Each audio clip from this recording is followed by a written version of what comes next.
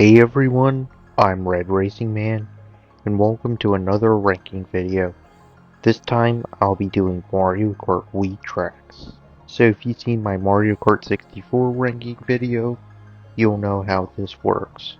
I'll review every track in the game's default order, then ranking every track from worst to best. I'll start with the 16 Nitro tracks and then the 16 Retro tracks. After ranking every track, I'll rank all of the cups from worst to best using math from the rankings. So let's get this show on the road.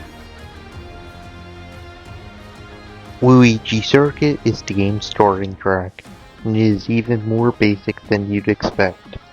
It is literally just an oval with no obstacles on the road, but there is a short section with boost panels, which arguably make you slower unless you stay inwards enough when on the boost. For the starting track, they could have done a better job with introducing the game's gimmicks, like having some ramps in the middle of the road or even some half-pipes. The atmosphere and the music are at least nice and lively, but it is definitely an underwhelming track, even as an introduction. Moo Moo Meadows is like Moo Moo Farm from the Nintendo 64, but the track is at least a bit more varied. It is more than just a gated oval like Moo Moo Farm, having a more varied track design with off-road shortcuts, ramps, and crossing cows. And also the Monty Moles from the original. The music is nice and funky like Moo Moo Farm. It is a fun track, even if fairly short and basic. Mushroom Gorge brings something new to the table that we've never seen before in Mario Kart. Mushrooms. And they are definitely a welcome addition to the series, even if they're rather uncommon in later tracks. The mushrooms are a lot of fun to go across. They're nice and bouncy, and I like the setting change between the cliffside and the crystal cave. And the cave has a long mushroom section with two options. The lower route is faster, but I take the top just for fun sometimes, just to experience both ways. The music is funky and fits the track well. Toad's Factory is one heck of a track for the Mushroom Cup. There are so many gimmicks from the moving platforms, conveyor belts, ramps, and bumps.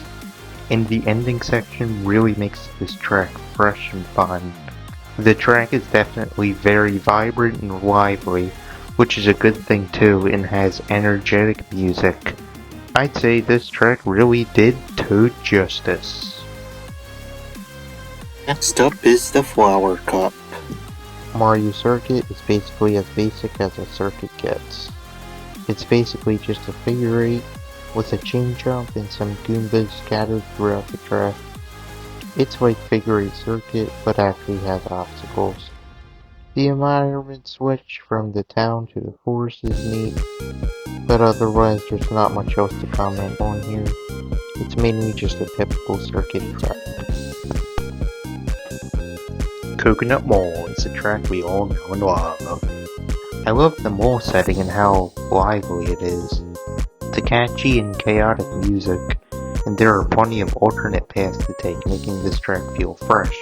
And every lap can be a different experience, taking different paths in a way like Yoshi Valley, since there are plenty of alternate routes and forks in the road, and the escalators add a bit of challenge and strategy to the track. In Blue Boy, these guys have to go back to driving school and learn how to park. DK Summit, or DK Snowboard Cross, depending on where you live, is another mountainy DK track like DK Mountain and DK Pass, and I think it is welcome in the club, kinda serving as a combination of the two in a way. This track makes full use of the half-pipes, ramps, bumps, and Mario Kart Wii physics, since you'll basically be doing tricks the whole time, and it all makes for a fun ride down the mountain. And the music is awesome too. I somehow almost forgot to mention that. Wario's Gold Mine is a very interesting track, basically taking place on a roller coaster of some sort, which is cool. It does feel like one with all of the dips. Like Mushroom Gorge, this track is divided into two halves, the outside and the gold mine, which is in a cave. The outside is fun, but I like the indoor section more. The music in that part is better, and the minecarts give a nice challenge and even adds atmosphere to the track.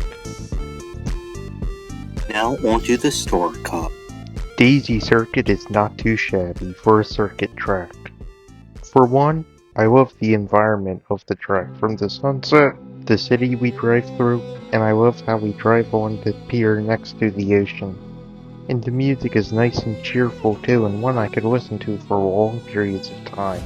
But the track is definitely very overshadowed and doesn't stand out as much as other tracks in this game.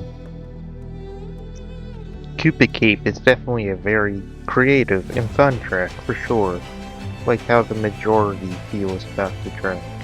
We go through many different sections, from the cliffside, we even drive on the river stream, and then we go through an underwater glass pipe, where the stream continues and we get to see the undersea life, which is a nice bonus. All of this definitely makes the track feel like an adventure or safari in a way. And while I think the music is a bit overrated, it's still good, especially how it changes through each section. Maple Treeway is a very pretty looking track, and the music is very soothing and sounds like it was live orchestrated. The track is fun to race on too, as we are basically driving on a tree for most of the time. And you can't forget about everyone's favorite part, the wavy net bridge. And the cannon is cool too. I might find the track a tad overrated, but it's still a really great track. Grumble Volcano is a pretty action-packed track with so many elements. For one, we get to go inside the volcano, which is already very cool, and afterwards there are plenty of sections with forks in the road, which can once again make every lap a different experience. And plus, parts of the track start falling apart as the race goes on, adding some challenge. And the music fits perfectly with the track's theme for sure. Now we have the last Nitro Cup of the game, the Special Cup. Dry Roads is not your average desert track like you might think. It has a good design and atmosphere, and the best part of the track is the indoor castle with half pipes and sand piles. And the music is awesome in both of the inside and outside sections. One of the best desert tracks ever. Moonview Highway is a cool highway track for sure. I like the nighttime aesthetic and how it correlates with the rest of the track's visuals. I like how we get to drive both through the city and on the cliffside near a forest. The music is also really nice, kinda sounding fancy in a way in the city section. Mario Kart Wii's Bowser's Castle is not like previous Bowser's Castles, which all had a spooky but still mainly calm theme. But this one is out of control. From distorted hallways, a giant mechanical Bowser blowing fireballs, and not to mention the half-pipe section it's in, which might seem out of place, but is pretty awesome. It's totally a fun ride from start to finish, and the music fits perfectly. Mario Kart Wii's Rainbow Road has to be one of the most chaotic in the series, as the track design does not mess around, taking everything you've learned from Mario Kart Wii, including wavy roads, ramps, slopes, half-pipes, branching paths, you name it. That combined with the Star Launch Cannon makes for an epic adventure, and everything about the track is breathtaking, from the music, the fact we're racing right above Earth, and the vibrance. Although I prefer Mario Kart DS and 64's rainbow color scheme, the colors of the road still look stunning. Now onto the retro tracks, starting with GCN Peach Beach in the Shell Cup, which is basically just a copy and paste from the original, and it is just an alright track. It is short and fairly basic, but the track and music are nice and tropical, and I like how we drive through both the village and the beach. I like how there's a fork in the road near the middle, but it's almost always better to go right since that's less risky. DS Yoshi Falls is a very basic track. Unfortunately, it is just an oval and is way too short, but the track looks very nice and tropical, and I like how you can trick on the bridge. If the track was a bit longer and had a slightly more complex design, I'd like it a lot more. SNES Ghost Valley 2 is just a nothing track. It's ridiculously short and very dark and drab looking. I literally have nothing else to say here, except that they should have remade Ghost Valley 3 instead if they wanted to remake a Ghost Valley track for this game. N64 Mario Raceway is just meh. All it is just a road with little change in setting, with not much added except that you can trick off inside of the pipe. But does it really shave that much time? I don't know. Even though this track was ridiculously short to the original, it's now longer, taking at least 2 minutes to complete, which I guess is nice, but doesn't make the track drag out since there's not much to it. Let's just move on to the Banana Cup. N64 Sherbet Land is a well done remake in my opinion. For one, the visuals are a lot prettier both outside and in the cave. The original looked too dull and polygonal, although an aurora color scheme on the glacier would have looked even better and gave the track more personality. The same cheerful and soothing music returns here. It's so good I'm even listening to it while writing this part of the script. Lastly, I like the addition of the boost ramp and the small fork near the middle. I know this track has its haters, but I am not one of them. GBA Shy Guy Beach is a track I'm not sure how I feel about in this game. For one, there are a surprising amount of elements and obstacles, like the bombs, crabs, and small bounce pads. There is a lot of potential for shortcuts in the off-road sections. One thing I don't like is the water texture. It's not detailed enough. Should have matched more like GCM Beach's water texture. And the track can feel bumpy when switching between the path and off-road, and using a vehicle without good off-road can be frustrating. DS Delfino Square stays true to the original with no major changes, except that you can now trick on the drawbridge, which isn't a bad thing. I still think the track looks a little too gray like the original, but it is still really fun to race on and is more lively in this version. GCN Waluigi Stadium is another track that makes full use of Mario Kart Wii's trick system with all the ramps, bumps, and the newly added half pipes, making this the perfect track to bring back to Mario Kart Wii. Besides that, you have the amazing and catchy music that you'll never forget, a cool atmosphere, and who can forget that it's themed after Waluigi, with his face being carved next to the Jumbotron. Sadly, they removed the "awws" from the original. That would have been funny if that returned. Now on to the Leaf Cup. DS Desert Hills is a very typical desert track. All it is just a singular path with a big hill in the middle and some sharp turns. It's nothing too special, but at least it's not completely flat. It's not as bad as others might say, but we can do better for sure. And is totally inferior to Dry Ruins. GBA Bowser Castle 3 is a very solid remake, and it really feel like it totally transformed. It has the same cool color scheme as the original. The visual overhaul of the track is great, especially on the cage sections. And of course, the section with the jumps is a lot of fun to go on, especially with tricks. Also, some may disagree, but this version has the best version of the GBA Bowser Castle theme. It just sounds so nice and funky to me. N64 DK's Jungle Parkway is another very well done remake in my opinion. I've always loved the different locations included in the track, from the jungle, bridge, cave, and the amazing jump over the river. And they fixed the turn after the jump so it's easy to drift after landing, which was kinda awkward in the original version, when you kinda had to take a 90-degree turn.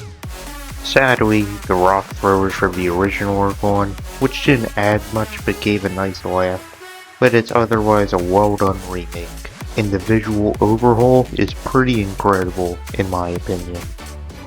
GCN Mario Circuit is mainly just another Mario Circuit. There are two sections. the main road and the ending on the tan-colored road, separated by the tunnel in the middle. The first section is just meh.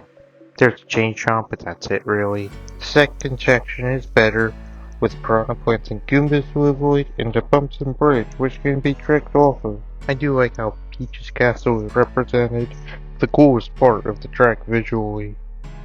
Last but not least is the Lightning Cup, the last Retro Cup and the last cup overall, starting with SNES Mario Circuit 3, which is once again just another Mario Circuit.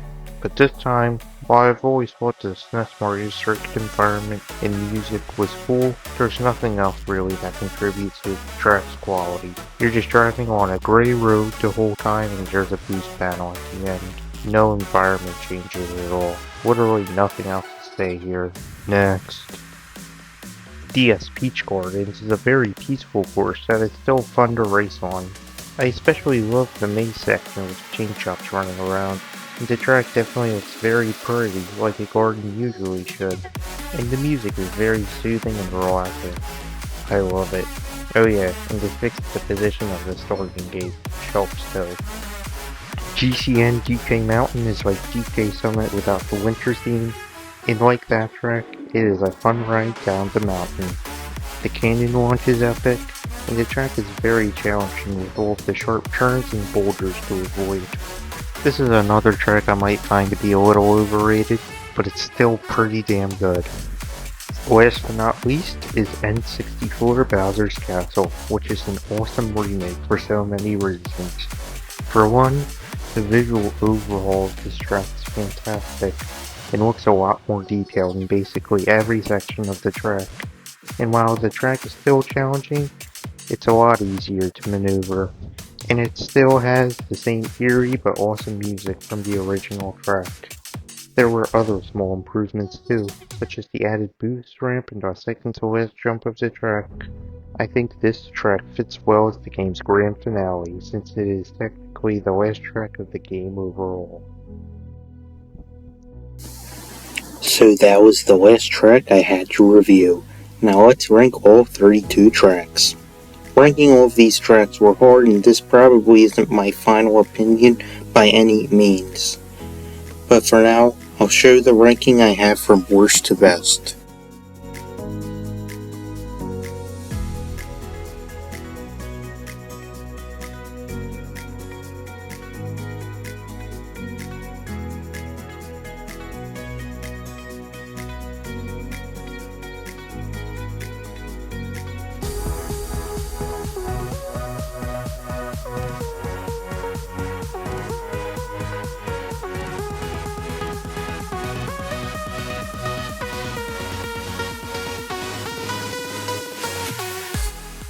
Now let's rank the cups.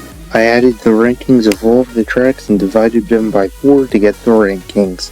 The list is pretty weird and kinda surprised me, but let's get into it.